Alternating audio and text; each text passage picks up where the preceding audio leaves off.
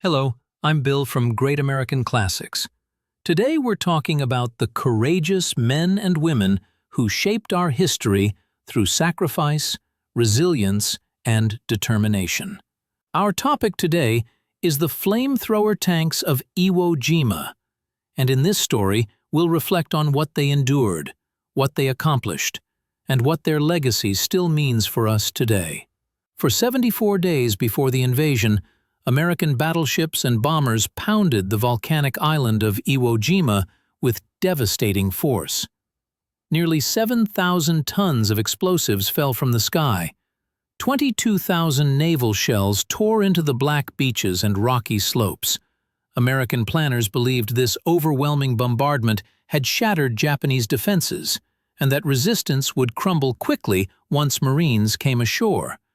They were catastrophically wrong.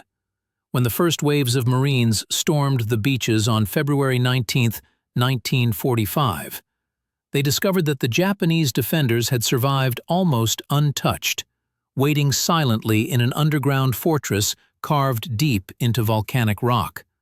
Within hours, the beaches became killing grounds as hidden artillery and machine guns opened fire with deadly precision. By nightfall, more than 2,000 Marines lay dead or wounded, and the island's defenders remained largely intact, conserving their strength in a labyrinth of tunnels and bunkers that no conventional weapon seemed able to reach. Then, on the second day of battle, 8 unmarked Sherman tanks rolled ashore. They looked ordinary: olive-drab paint covering steel armor, turrets traversing slowly as they advanced through the volcanic ash. Japanese defenders watched from their firing slits, expecting another futile armored assault against their reinforced concrete bunkers. But instead of the crack of cannon fire, they heard something different: a sharp hiss, like steam escaping under pressure, followed by an eruption that defied comprehension. A river of liquid fire propelled across the ash, arcing through the air, before pouring into pillboxes and cave entrances.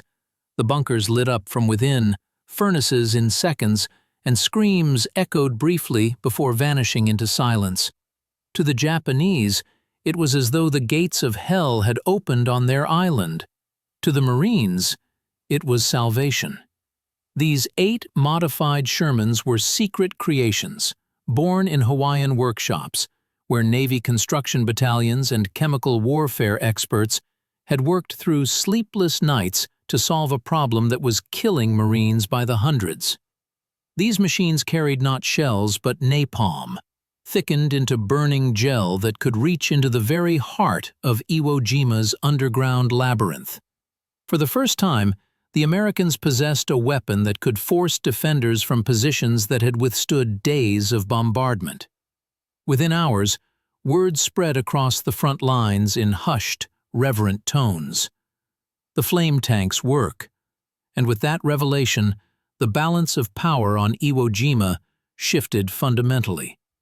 But to understand how such a weapon came into being, why it struck terror deeper than bullets or bombs, and how just 8 tanks helped turn one of the most impregnable fortresses of the Pacific War into a tomb, we must step back into the long shadows of preparation and understand the desperate strategic situation that gave birth to these machines of fire.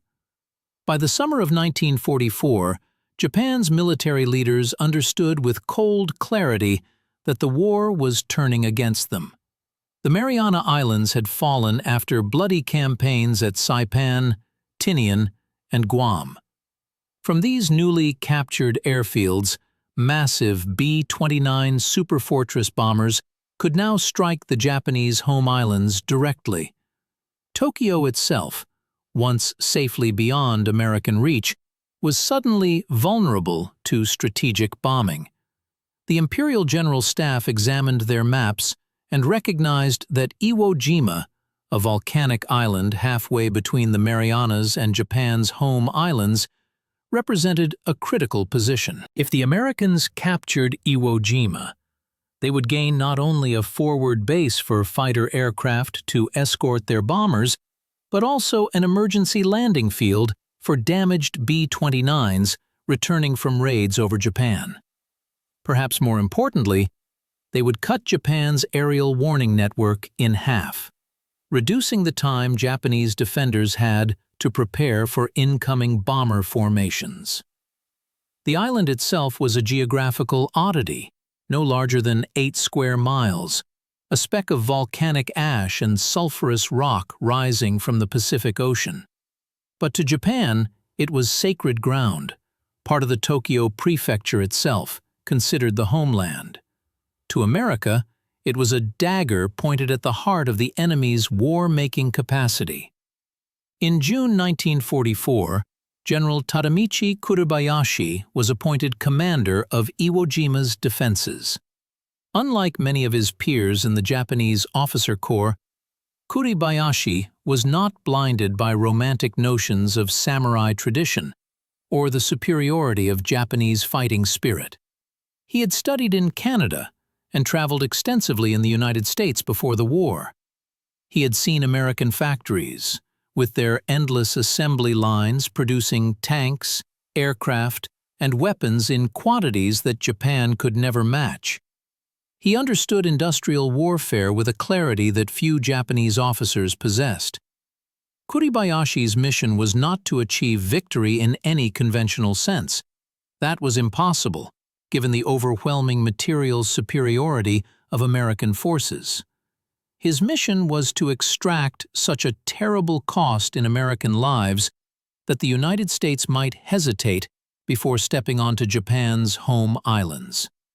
He told his officers bluntly that they could not stop the Americans, but they could make them bleed so profusely that the strategic calculation might shift. To accomplish this, Kuribayashi broke with centuries of Japanese military doctrine. There would be no banzai charges, no suicidal mass attacks on the beaches, no wasting of men in futile gestures of courage. Instead, he ordered his men to go underground. He would turn the island itself into a fortress, using its volcanic terrain to create a defensive network unlike anything the Americans had encountered before. The engineering achievement was remarkable. By February 1945, Japanese troops had carved 11 miles of tunnels through volcanic rock, with plans for 17 miles that were never completed. Some chambers reached 7 stories deep into the earth.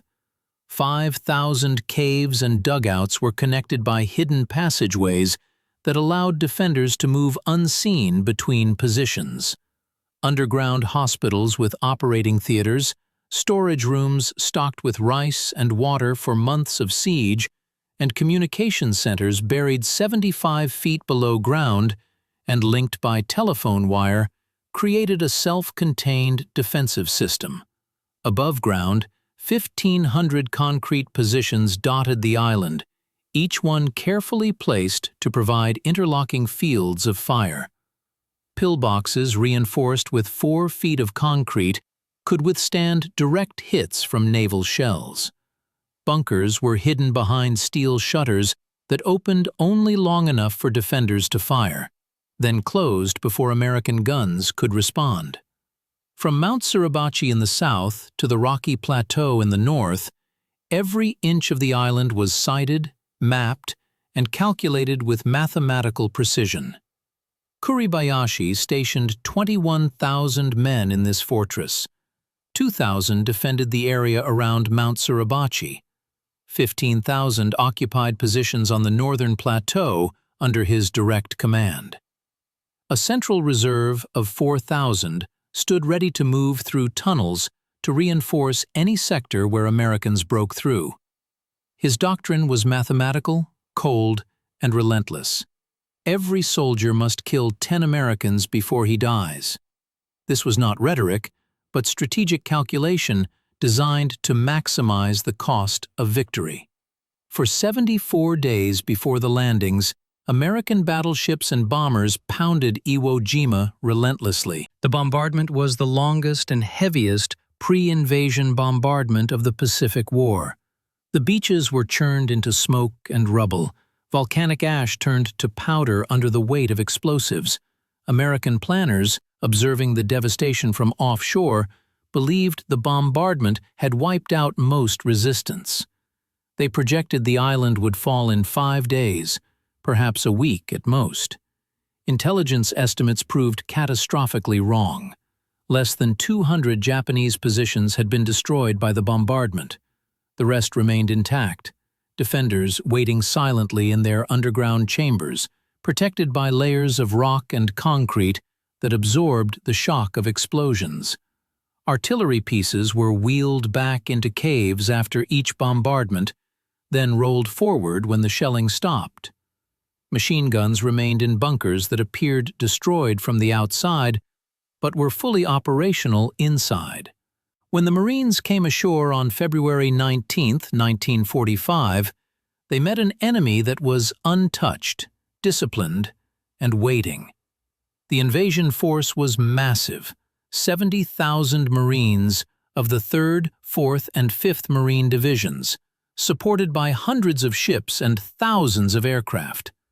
The assault plan called for landing on the eastern beaches, cutting across the narrow southern portion of the island to isolate Mount Suribachi, then wheeling north to roll up Japanese defenses in a coordinated advance. Within hours, the plan began to fall apart. The black volcanic sand that covered the beaches was not stable ground, but loose ash that pulled at boots and swallowed tank treads. Vehicles bogged down, men struggled to advance, exposed to withering fire from positions they could not see. Japanese artillery, hidden in the ridges overlooking the beaches, opened fire with devastating accuracy.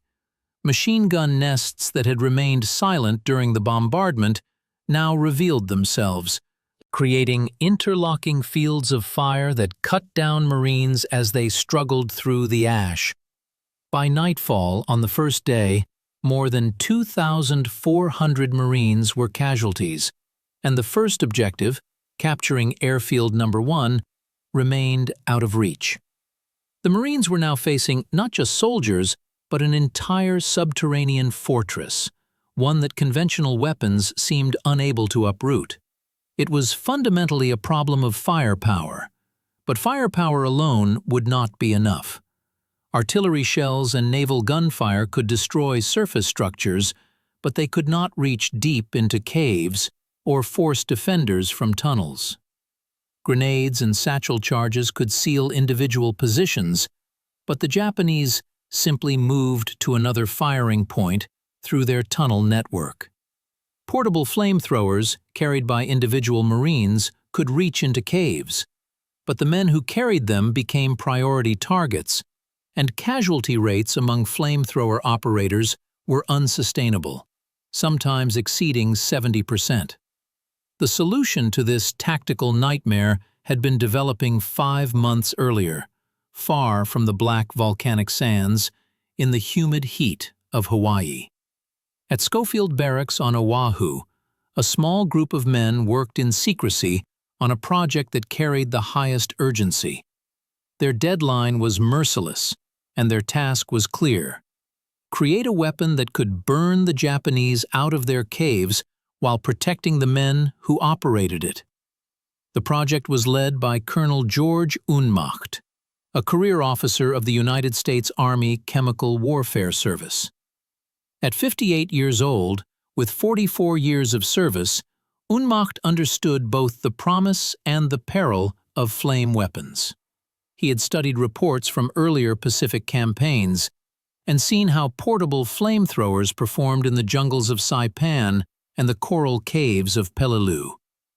Brave Marines carried 70 pounds of fuel on their backs, advancing only yards before being cut down by enemy fire. The loss rates were staggering and tactically unsustainable. Unmacht gathered a team that reflected the full diversity of American military capability. Soldiers of the 43rd Chemical Laboratory Company brought expertise in flame weapons and chemical warfare. Navy Seabees from the 117th Construction Battalion contributed mechanical engineering skills and practical fabrication knowledge. Tankers from the 5th Marine Tank Battalion provided tactical insight about armored warfare. Machinists, welders, and electricians, whose names would never appear in headlines, completed the team. What united them was a single purpose: solve the problem that no other weapon could solve. The first attempts were crude adaptations of existing technology. Portable flamethrowers were strapped onto the hulls of light tanks. Canadian Ronson systems were tested, but they had a range of only 60 yards and broke down frequently in combat, spraying fuel unpredictably. Marines who used them in training nicknamed them one-shot wonders, effective once, but unreliable thereafter. The breakthrough came when 2 Navy Seabees, Machinist's Mate First Class A. Riker and Electrician's Mate Second Class Joseph Kissel, began experimenting with hybrid designs. They scavenged parts from British flamethrower systems, copied mechanisms from captured German designs that had been studied after the North Africa campaign, and borrowed ignition methods from the Navy's Mark I flamethrower. Piece by piece, through sleepless nights in workshops lit by welding torches, they assembled something entirely new. The weapon they created was designated the CBC-H-1, standing for Construction Battalion Hawaii Model 1. The system was revolutionary in several critical ways. Where previous flamethrowers spat fire like an oversized blowtorch, the CBC-H-1 hurled it with the force of artillery. The system operated at 300 pounds per square inch of pressure, nearly triple the pressure of older designs, giving it an effective range of 150 yards. The fuel was thickened with napalm, a newly developed jellied gasoline that clung to stone and concrete, seeped into cracks, and burned at temperatures exceeding 1,500 degrees Fahrenheit.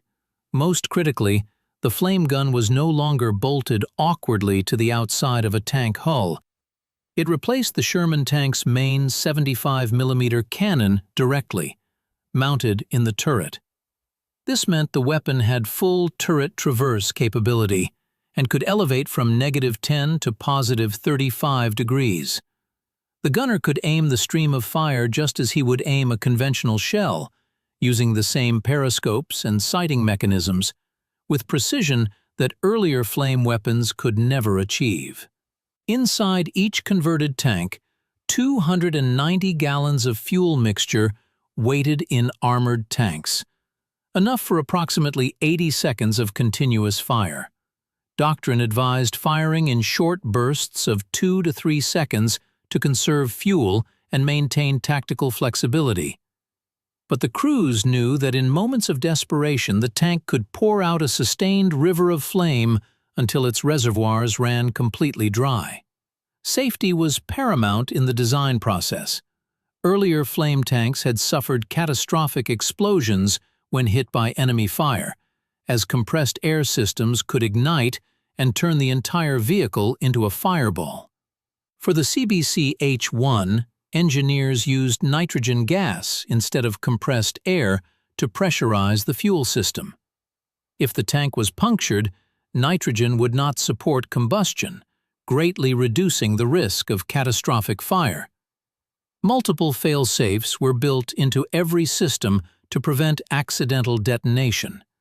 Each conversion required 1,200 man-hours of skilled labor, 150 pounds of welding rod, and over 1,100 electrical connections to integrate the flame system with the tank's existing controls and power supply. Each converted tank cost as much as a house in 1944 dollars.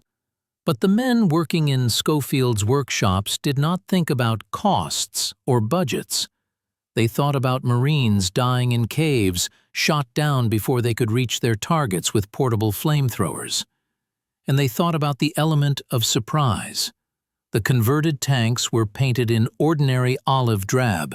No special markings identified them as flame tanks. To Japanese observers, They would appear to be standard Sherman tanks until the moment the first hiss sounded and the first jet of fire poured forth. The conversion work represented a marriage of American industrial capability and battlefield necessity. Men worked 20-hour shifts, sleeping on cots beside their welding equipment, eating cold rations from tins without stopping work. They knew nothing of glory or recognition. They knew only that lives depended on their work, that Marines were going to assault the most heavily fortified island in the Pacific, and that without effective weapons to crack those fortifications, the cost in American lives would be unbearable. By autumn 1944, 8 M4A3 Sherman tanks had been completely transformed. Ordinary machines of war had become engines of fire. They would travel across the Pacific Ocean, waiting silently in the holds of transport ships, their true nature unknown even to most of the Marines who would fight alongside them, until the day when desperate need would call them forward. No one could know then that these 8 tanks would fundamentally change the mathematics of battle on Iwo Jima, that they would turn concrete fortresses into crematoriums, that they would force an enemy renowned for fanatical resistance to abandon positions rather than face the flames. On the morning of February 19, 1945, the black beaches of Iwo Jima erupted under the thunder of naval guns, firing their final preparatory bombardment. 6,800 tons of explosives had already fallen from American aircraft over the preceding weeks. 22,000 shells had churned the island's surface into powder and ash. American planners remained confident despite the lessons of previous Pacific campaigns. They believed the Japanese were shattered, that resistance would crumble within days. As the first waves of Marines stormed ashore in amphibious tractors, that illusion vanished in smoke and blood. From the cliffs above the beaches, hidden artillery spat fire with mathematical precision.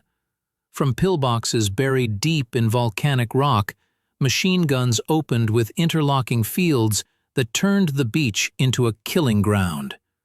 The black volcanic sand itself betrayed the attackers, clinging to boots like glue, swallowing tank treads, dragging men down as if the island wanted to keep them. Marines struggled forward yard by bloody yard, but by nightfall, more than 2,400 lay dead or wounded, and the first objective, the capture of Airfield No. 1, remained untouched. Amid this slaughter, 8 tanks waited silently on landing ships offshore. The Shermans looked ordinary to observers, just more armor waiting to land. But their crews knew better. They carried not high explosive shells, but liquid fire. They were America's hidden cards, held in reserve for the moment when conventional weapons proved insufficient. The order from Marine commanders was clear: hold them back, keep them in reserve, do not waste them in the chaos of the initial beachhead assault. For 24 hours they sat idle, engines rumbling occasionally to keep systems warm, their crews restless and anxious. Inside one vehicle, tank number 431, 5 men waited for their moment. Staff Sergeant Robert Meza commanded from the tank commander's position. At his side, Gunner Corporal Thomas Carlson adjusted his periscope repeatedly, rehearsing angles and trajectories he had practiced hundreds of times. Loader Anthony Vitelli checked the pressure gauges obsessively, watching the needles hold steady at 300 pounds per square inch. Driver James Morrison shifted uneasily in his seat, listening to the distant roar of battle, the crack of artillery, the rattle of machine guns, and underneath it all, the screaming carried on the wind. They could see smoke rising from the island that seemed to devour every Marine who stepped onto it. They knew their time would come. The next day, February 20th, the situation had become desperate at a position designated on maps as Motoyama Airfield No. 1. The 21st Marine Regiment was pinned down by fire from 3 reinforced pillboxes that dominated the field with interlocking fire. Their positions were so well sighted that any Marine attempting to cross the open ground was cut down within seconds. 2 rifle companies had already been shredded in frontal assaults that accomplished nothing except adding to the casualty lists. Marine losses mounted by the hour with no progress to show for the sacrifice. Lieutenant Colonel William Duplantis, commanding the 3rd Battalion, 21st Marines, faced a choice between continuing futile frontal assaults or trying something new. He made his decision and called for the flamethrower tanks. At 2:20 in the afternoon, Tank 431 moved forward. Its treads crushed wreckage of Japanese aircraft that littered the airfield and bodies of Marines who had fallen in earlier assaults. The Sherman advanced through volcanic ash that pulled at its 35-ton weight, moving slowly but inexorably toward the Japanese positions. To the defenders watching from their pillbox firing slits, it looked like another standard Sherman tank. They aimed their anti-tank guns and machine guns, preparing for the usual duel of armor and concrete. But then came the hiss. Through his periscope, Corporal Carlson locked onto a pillbox aperture less than 100 yards ahead. He squeezed the trigger mechanism. A jet of fire erupted from the turret, thick liquid roaring across the distance in a flat arc before slamming into the concrete bunker. The flame poured inside through the machine gun port, crawling through the interior like molten lava, seeking every corner and crevice. Inside the bunker, oxygen vanished in seconds. Men suffocated before the fire even touched them. Those who staggered toward the rear exits, desperate for air, emerged directly into the sights of Marine riflemen waiting in the smoke. The tank traversed its turret smoothly to the next target and fired again. A Japanese 47mm anti-tank gun slammed a shell into the Sherman's frontal armor at point-blank range. The round ricocheted skyward with a screaming whine, leaving only a scar on the steel. The Sherman kept moving, unstoppable. Another burst of flame, another bunker consumed. Within minutes, positions that had defied 2 days of sustained assault were silent and smoking. Marines surged forward through the gap, advancing 400 yards, more progress than they had made in the previous 48 hours combined. Word spread through the Marine lines like wildfire itself. The flame tanks work. By nightfall, all 8 vehicles had been committed to combat across different sectors of the battlefield. Tank 434, operating near a position called East Boat Basin, destroyed 4 bunkers in a single afternoon. Its crew pioneered a maneuver they called corkscrew and burn, circling around strong points while spraying fire in spirals, suppressing Japanese gunners before they could take careful aim. Tank 437 worked methodically with Marine combat engineers to clear a network of strong points one by one. Flame first to kill or drive out defenders, then explosives placed by engineers to seal the position permanently. It was brutal efficiency perfected through necessity. And then there was Tank 432, operating at the base of Mount Suribachi. It stopped before a network of caves that honeycombed the volcanic mountain. The gunner did not fire directly at the cave entrances. Instead, he elevated the flame gun and fired a short burst into the open air above the cave mouths, a warning demonstration of what the weapon could do. The effect was immediate and unprecedented. Japanese soldiers poured out of the caves, fleeing through rear exits rather than remaining in positions they had been ordered to defend to the death. For the first time in the Pacific War, Marines watched in astonishment as Imperial Japanese troops abandoned a fortified position without being forced out by direct assault. The balance of the battle had shifted fundamentally. The tanks were no longer simply machines or weapons. They had become symbols carrying psychological weight far beyond their physical capabilities. To Marines, they represented hope and salvation. To Japanese defenders, they represented a terror that transcended conventional combat.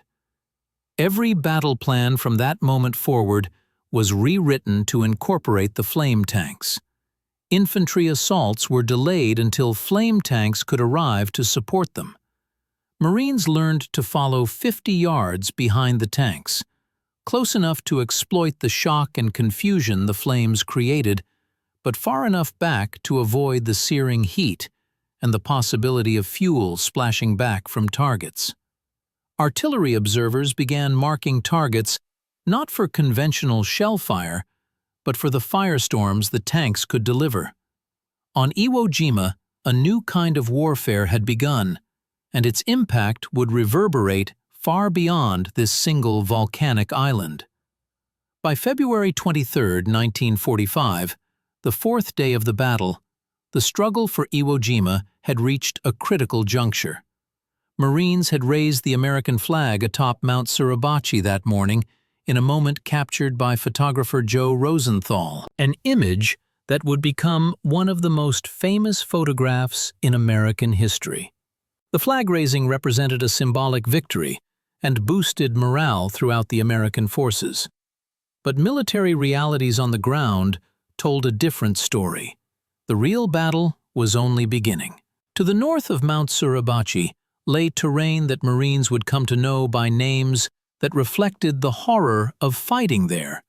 Hill 382, the Meat Grinder, the Amphitheater, Turkey Knob, and the twisted ravines beyond. Here, General Kuribayashi's strongest defenses remained completely intact.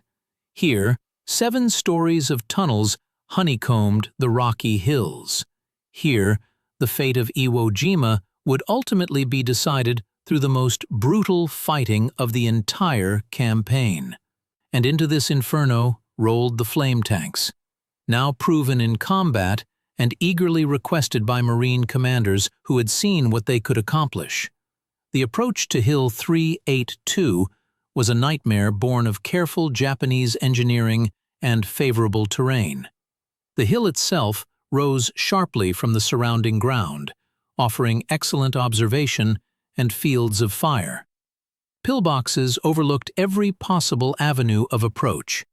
Interlocking artillery positions and mortar pits covered the ground so precisely that Marines joked grimly that the Japanese had pre-registered every blade of volcanic grass.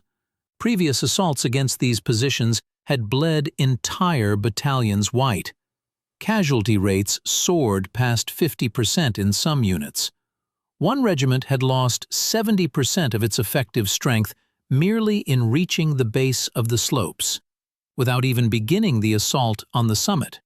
On the morning of February 23rd, 4 flamethrower Shermans advanced in echelon formation, a diagonal line that allowed each tank to cover the others. Conventional Sherman tanks, armed with 75mm guns, rumbled alongside them, providing suppressive fire against any anti-tank positions that revealed themselves. Behind this armored wave, a battalion of Marines crouched low in the volcanic ash, ready to follow the advancing wall of fire and exploit whatever gaps it created in the Japanese defenses. The Japanese were waiting with weapons they had carefully conserved for this moment. Hidden 75mm mountain guns, larger and far more deadly than the common 47mm anti-tank guns, had been positioned in caves with excellent firing angles. As Tank 433 crested the first rise approaching the hill, the volcano itself seemed to explode. Multiple shells smashed into the Sherman simultaneously. One track blew apart completely, immobilizing the 35-ton vehicle. But the crew did not abandon their machine as doctrine might have suggested. From their stationary position, unable to maneuver, they continued to fire the flamethrower again and again, creating a curtain of liquid fire that blinded Japanese gunners with smoke and heat, shielding the other advancing tanks behind them. Their sacrifice bought precious time. Through the smoke and flames, Tank 431 pushed forward with Staff Sergeant Meza commanding. Shell fragments rattled against the armor like hail in a storm. Driver James Morrison later described the experience in interviews after the war.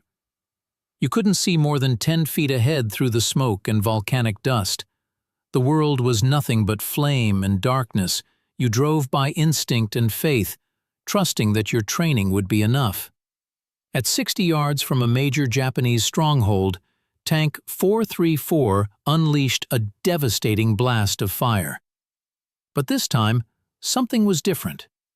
Instead of the flame rushing inside through the bunker's firing aperture as it had in previous engagements, it splashed against the exterior and dissipated. The Japanese had adapted to the new threat. They had bolted heavy steel plates over the firing ports, closing them between bursts to prevent flame from entering. The flame splashed harmlessly against the glowing metal barrier. For a moment, it seemed the flame tanks had met a defensive measure that could neutralize their effectiveness. Then Gunner Corporal Michael Rodriguez made a decision that would be studied in after-action reports. Instead of brief bursts, he held the trigger down. 15 seconds, 20 seconds, 30 seconds. The steel plate began to glow cherry red from the intense heat. At 45 seconds, dangerously long by any standard and consuming precious fuel, the metal began to warp and buckle. Fire poured through the cracks that appeared as the steel deformed. Inside the bunker, stored ammunition began to cook off in sympathetic explosions. Concrete walls cracked from the thermal shock of extreme heat. The bunker, which moments before had seemed impregnable to flame attack, ceased to exist as a fighting position. Marines surged forward through the gap. Combat engineers rushed up with satchel charges to ensure the position remained permanently out of action. The seemingly impregnable fortification had been breached through a combination of American technology and the quick thinking of a corporal under fire. Elsewhere along the line, tactics continued to evolve in real time as crews learned from each engagement. Some perfected the corkscrew and burn technique, spiraling toward strong points while spraying fire to suppress defenders. Others developed a method called breach and clear, using flame first to kill or force out defenders, then having engineers seal the position with explosives to prevent reoccupation through the tunnel network. Tank 437 achieved one of the most devastating sequences of the entire battle, neutralizing 7 separate bunkers in a single afternoon.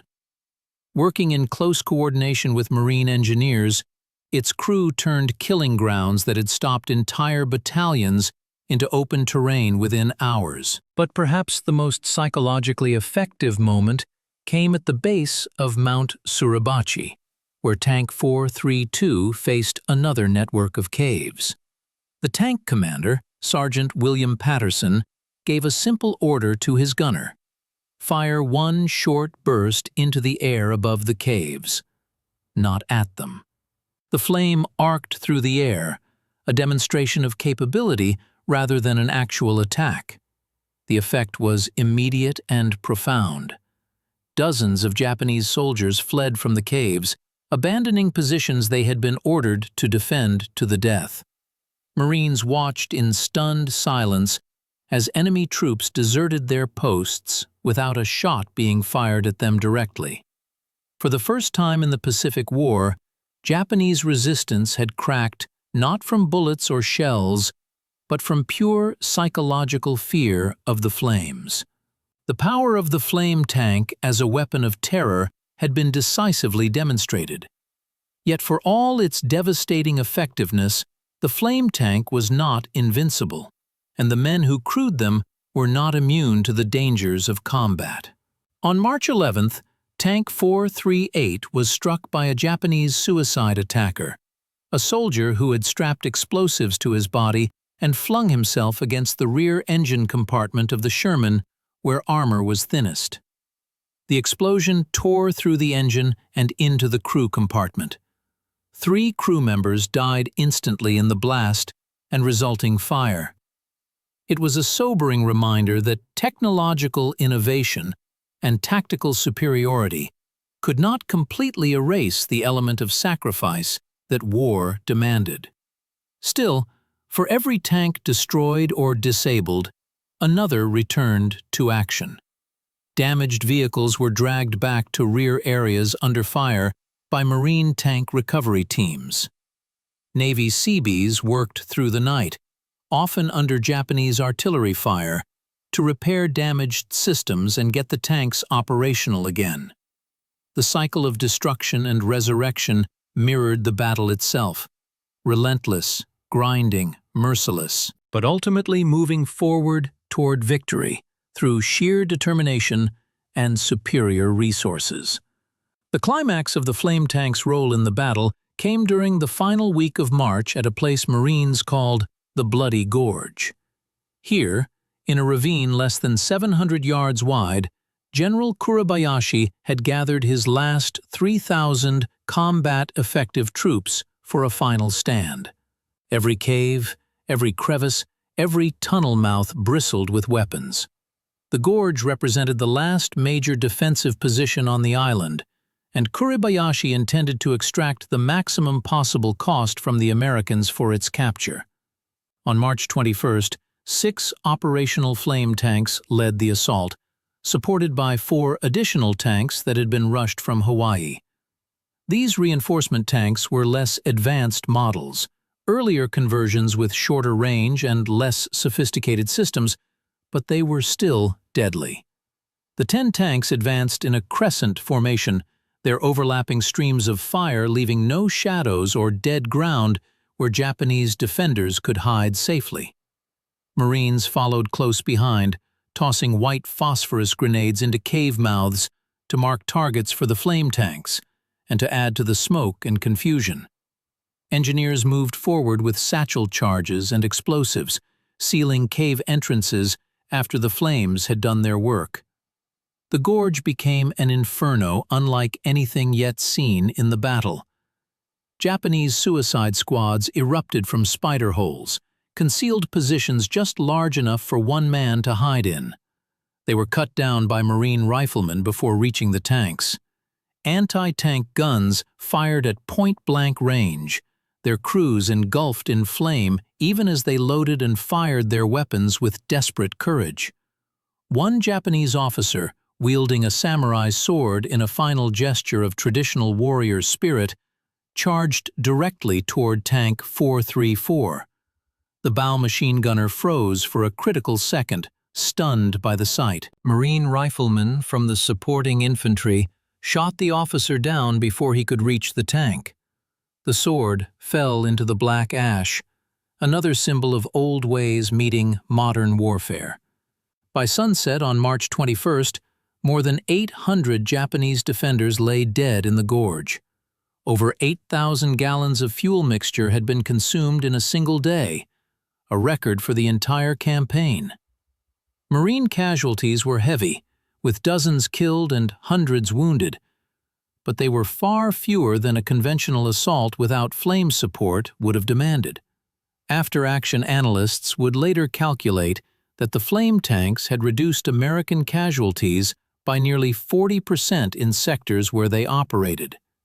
Yet victory in the gorge carried shadows that would haunt the tank crews for the rest of their lives. Men who operated the flame guns spoke quietly among themselves about the sounds they heard. Screams that were mercifully brief but utterly terrible and unforgettable. Corporal Carlson admitted in an interview decades later that they did what they had to do.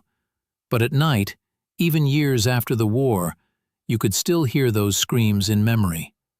Maintenance crews working to prepare tanks for the next day's operations found human remains fused to the tank treads, burned into the steel by intense heat.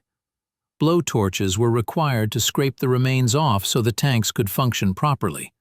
War had turned technology into a furnace and turned ordinary American men into the keepers of fire, a burden some would carry silently for the rest of their lives. By March 26, 1945, Iwo Jima was declared officially secure. 36 days of sustained combat had carved its cost into history with brutal arithmetic.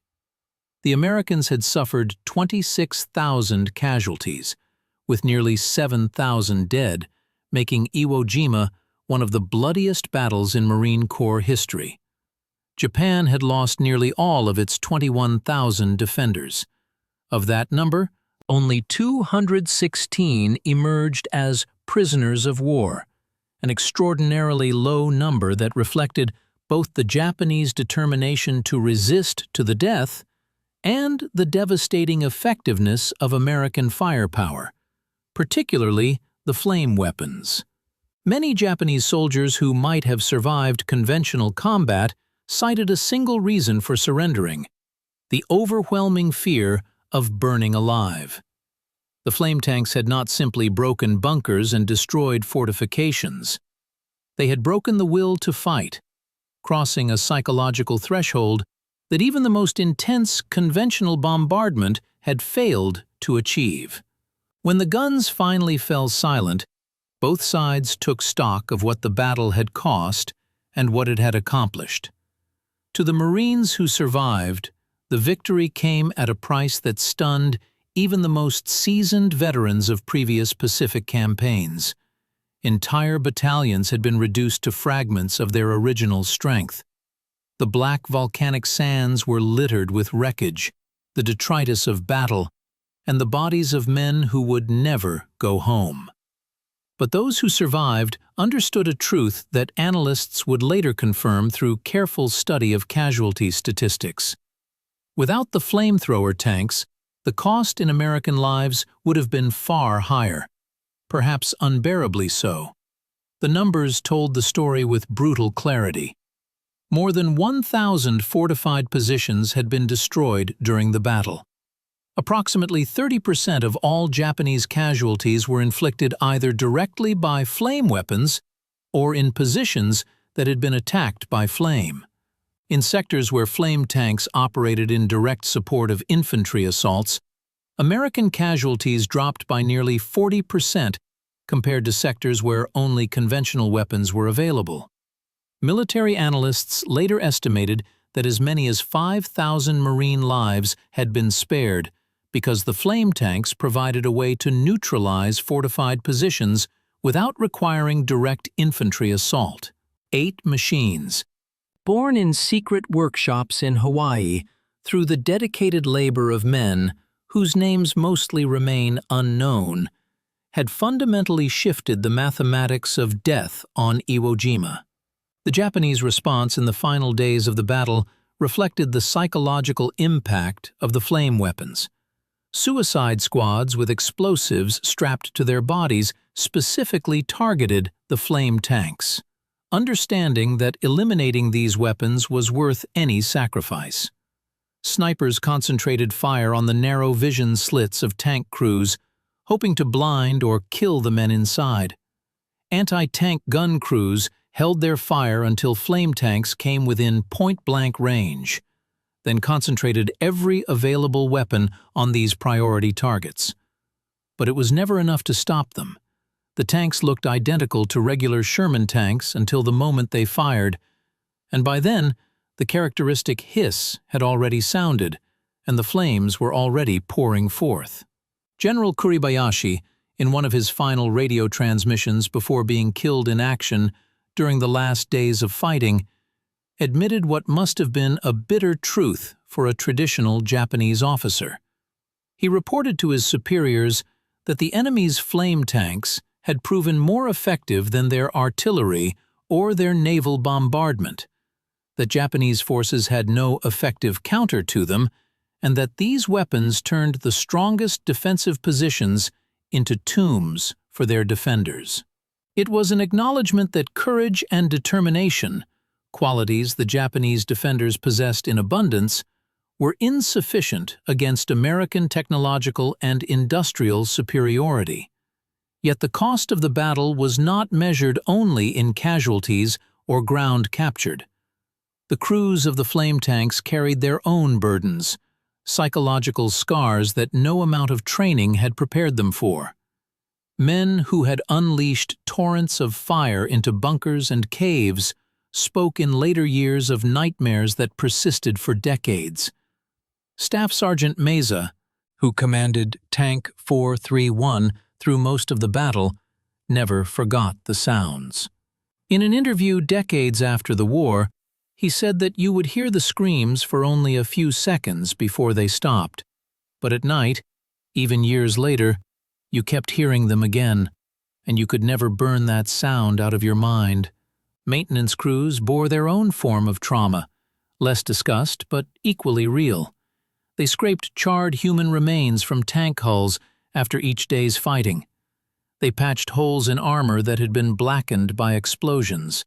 They fought to keep the machines operational while never being able to forget what those machines had done, the purpose they served, and the human cost on both sides of their effectiveness.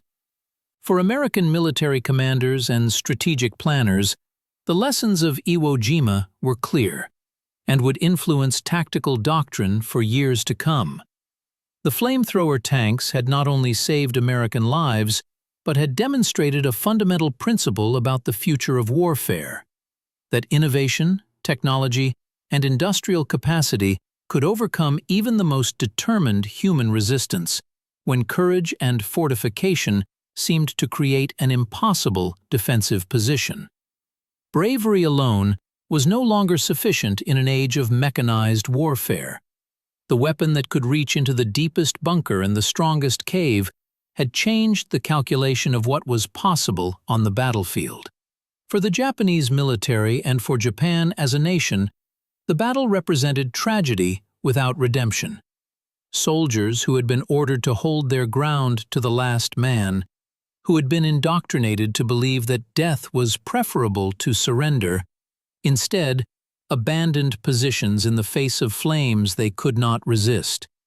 Interrogated prisoners admitted that burning alive was the one fate they simply could not face, that it violated something fundamental in human psychology that even the strictest military training could not overcome. The samurai tradition that had sustained Japanese military culture for centuries had shattered, not under conventional shells or bullets, but under streams of jellied fire that turned Bushido into ashes. For the world beyond the immediate battlefield, the shock waves of Iwo Jima's fall reverberated through the remaining months of the war. The United States had captured an island that was considered part of Japan's home territory, closer to Tokyo than any previous American conquest. Within days of the island being declared secure, military construction units began building and expanding the airfields. Within weeks, American P-51 Mustang fighters were staging through Iwo Jima to escort B-29 bombers all the way to targets in Japan and back. Damaged bombers that would have crashed into the ocean on their return flights now had an emergency landing field that saved thousands of American airmen's lives. The island that had cost so much blood became a vital stepping stone to final victory. But the image that lingered in memory for those who fought there and for those who studied the battle afterward was not of victory parades or flags raised in triumph. It was the image of bunkers burning from within, of caves transformed into ovens, of men on both sides haunted by what flame had done in the volcanic soil of a tiny island. The battle had ended, but the war would continue for several more months. Yet a line had been crossed on Iwo Jima that could never be uncrossed. The world had witnessed not only the death of thousands, but the birth of a weapon that embodied a new kind of terror in modern warfare. In the cold arithmetic of military analysis, the flame tanks of Iwo Jima were few in number, only 8 Shermans modified in secrecy and deployed on that cursed island. Yet their impact reverberated far beyond those black volcanic sands in ways both tactical and strategic. The Marines who fought on Iwo Jima would remember the flame tanks as among the most effective weapons of the entire operation, more valuable in many situations than massed artillery or naval gunfire, because the flame tanks could reach where other weapons could not and achieve results that no amount of conventional firepower seemed able to accomplish. The flame tanks shattered fortresses that had been designed and built to be impregnable. They forced Japanese soldiers, men who had been raised in a culture that emphasized death before dishonor, to abandon their positions in terror rather than face the flames. That psychological rupture marked a turning point in the Pacific War. It demonstrated that even the most fanatical resistance, the most determined defense, could be undone not simply by superior numbers or firepower, but by innovation and the application of technology in ways the enemy had not anticipated and could not counter. The United States military services took careful note of the lessons learned on Iwo Jima. Within months of the battle's end, dozens more flamethrower Shermans were ordered into production for use in the invasion of Okinawa, the next major objective in the island-hopping campaign toward Japan. There, too, they proved decisive in reducing cave systems and fortified positions that conventional weapons struggled to neutralize. The tactical doctrine of combined arms warfare evolved to incorporate flame as a standard element, with armor, infantry, artillery, and combat engineers all working in carefully coordinated concert with flame tanks at the spearhead of assaults on fortified positions. For the Marine Corps, specifically, which had borne the heaviest burden of casualties in the Pacific Island campaigns, the lesson was unmistakable. Technology and adaptation were as vital to success as the courage and determination that Marines had always possessed. The Pacific War ended in August 1945 with Japan's surrender following the atomic bombings of Hiroshima and Nagasaki. But the lineage of the flame tank continued. During the Korean War from 1950 to 1953, flamethrower tanks rumbled across frozen hillsides, their jets of fire clearing Chinese and North Korean bunkers at battles with names like the Punch Bowl and Heartbreak Ridge. The weapon remained in the American arsenal through the 1960s and into the 1970s. The M132 armored flamethrower, a more advanced descendant of the Iwo Jima Shermans, saw service in Vietnam before evolving international law and changing public attitudes toward weapons of war finally led to the retirement of flame tanks. By 1978, the last flamethrower tanks were withdrawn from active service, their mission accomplished and their time past.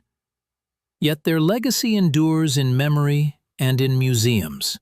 At Quantico, Virginia, home of Marine Corps training and education, one surviving flame tank from Iwo Jima sits in silent testimony to what those machines accomplished and what they cost. Visitors can see the scars welded into its armor, the dents from Japanese shells, the blackened steel that bears witness to the heat of battle. What they cannot see are the intangible things. The terror the tank inspired, the screams it silenced, the American lives it saved, and the Japanese lives it took in ways that still trouble the conscience decades later. Veterans who fought on Iwo Jima and who walk past that tank in museums pause longer than other visitors. Some salute, acknowledging the machine that may have saved their lives. Others simply stare, lost in memories of things they saw and did that can never be fully explained to those who were not there. For the Japanese defenders who survived the battle and returned to Japan after years in prisoner-of-war camps, the memory of the flame tanks lingered as a symbol of how completely their resistance had been overcome. Former defenders testified in interviews over the decades that the flame tanks broke their spirit in ways that no conventional weapon ever could have. The underground tunnels that had promised safety and had seemed to make them invincible became tombs of fire. Their courage had not failed them, their tactics had been sound, but their imagination had been surpassed by an enemy who fought with industrial capacity and technological innovation they could not match. That remains the enduring lesson of Iwo Jima and the flame tanks that helped decide its outcome. The age of the individual warrior, the banzai charge, the samurai sword against modern weapons, all these romantic notions of war ended definitively in flames on that volcanic island. The age of technological warfare, where wars would be decided as much by factories and laboratories as by courage on the battlefield, had arrived. In the volcanic soil of the Pacific, fire proved a fundamental truth about the direction warfare would take in the modern era. Future wars would be won not only by the bravery of individual soldiers, but by the minds that conceived and built the machines and weapons those soldiers would use. 8 tanks, 290 gallons of fuel in each, over 1,000 fortified positions destroyed, thousands of American lives saved, and thousands of other lives, Japanese defenders, incinerated in ways that still echo through history. The balance sheet of Iwo Jima, written in flame and blood and volcanic ash, carries lessons that extend beyond military tactics into fundamental questions about the nature of war itself. As the smoke cleared from Iwo Jima and the island fell silent after 36 days of sustained combat, one truth had been proven beyond doubt. Imagination and innovation, more than raw courage or even superior numbers, would increasingly decide the outcome of battles in the modern age. The flame tanks had demonstrated that American ingenuity, industrial capacity, and willingness to develop and deploy new weapons could overcome defenses that seemed impossible to crack through conventional means. That innovation came at a cost that extended beyond the monetary expense of converting tanks or the tactical losses when some were destroyed in combat. The cost included the psychological burden carried by the men who operated these weapons, men who did their duty, but who would spend decades afterward haunted by what they had done in the black volcanic soil of a tiny island in the Pacific. War has always demanded terrible things from those who fight, but the flame tanks of Iwo Jima represented something particular and troubling, even within the context of combat. A weapon whose very nature seemed to cross boundaries of human suffering that other weapons, for all their lethality, did not quite reach. Yet we must remember the context in which these weapons were developed and used. The Japanese defenders of Iwo Jima were fighting for a militaristic regime that had launched wars of conquest across Asia, that had committed atrocities against civilian populations, and that had attacked the United States at Pearl Harbor without warning or declaration of war. The American forces assaulting the island were not fighting for conquest or territorial expansion, but to end a war that threatened free peoples across the Pacific and to restore peace to a region torn by years of conflict. The Marines who called for flame tank support were men trying to survive against an enemy who had turned an entire island into a fortress and who had vowed to kill as many Americans as possible before dying themselves. In that context, the flame tanks were tools that saved American lives and shortened a battle that would otherwise have consumed even more lives on both sides.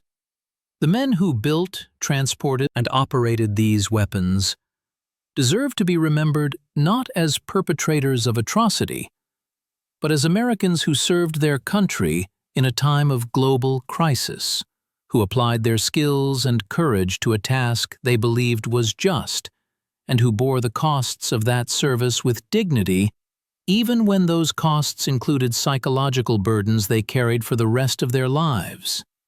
The legacy of the flame tanks extends beyond military history into the broader story of American innovation and industrial capacity. The United States during World War II demonstrated a remarkable ability to identify problems, design solutions, and implement those solutions at scale with extraordinary speed.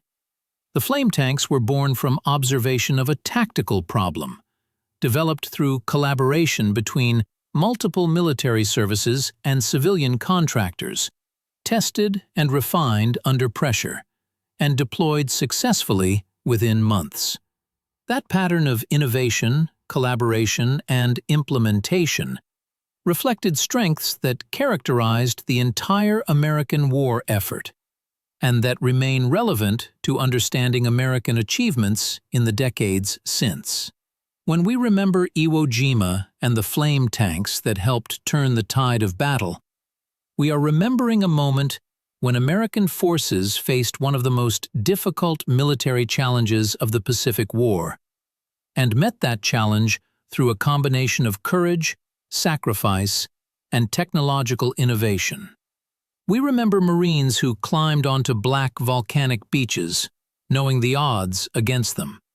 We remember Navy Seabees and Army chemical warfare specialists who worked sleepless nights in Hawaiian workshops to build weapons that would save lives. We remember tank crews who drove into the inferno day after day, carrying burdens of conscience that came with their effectiveness.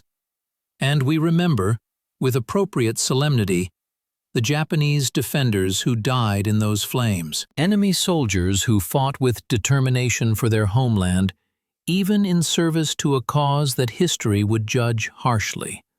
The story of the flame tanks is ultimately an American story, one that reflects both the nation's strengths and the costs of war. It demonstrates what Americans can accomplish when crisis demands innovation and courage.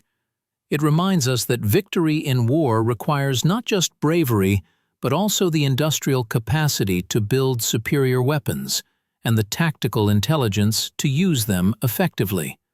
And it challenges us to remember that even necessary wars, even just causes, extract costs from those who serve that can never be fully repaid, only honored through memory and gratitude. This has been another story from Great American Classics. We pause once more to honor and remember the men and women who gave so much, and in many cases everything, in service to this country we love. Their courage and sacrifice, whether they wielded flame on the slopes of Iwo Jima or built the machines that made victory possible in workshops far from the front lines, are not forgotten, and their legacy continues to shape the freedoms we enjoy today.